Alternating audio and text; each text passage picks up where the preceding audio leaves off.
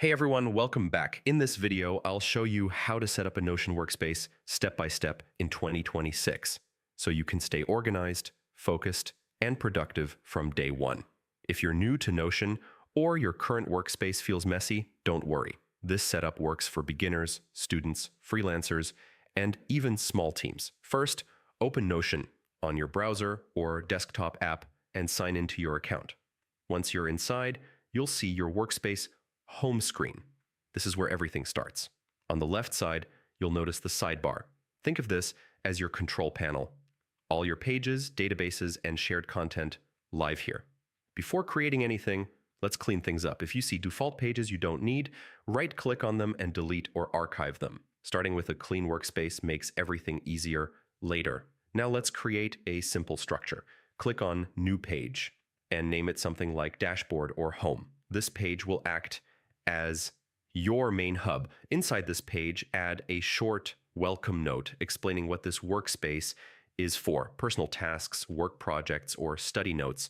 This helps keep your purpose clear. Next, let's create core pages. Create a page for tasks, another for notes, and one more for projects. You don't need more than this at the beginning. Inside the tasks page, type / and choose table database. Rename the columns to task, status, and due date. Set the status column as select and add options like to do, doing, and done. This becomes your main task manager. Now go to the notes page. Here, keep it simple. Use headings for topics and regular text blocks for notes. Remember, everything in Notion is block-based, so you can rearrange things anytime. For projects, create one page per project.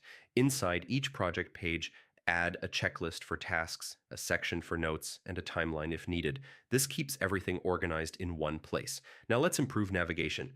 Go back to your dashboard page and create links to your tasks, notes, and projects pages. This way you can access everything from one screen. You can also add icons to each page to make your workspace visually clear. Icons help you recognize pages faster, especially when your workspace grows. If you're working with a team, open Workspace settings and invite members using their email.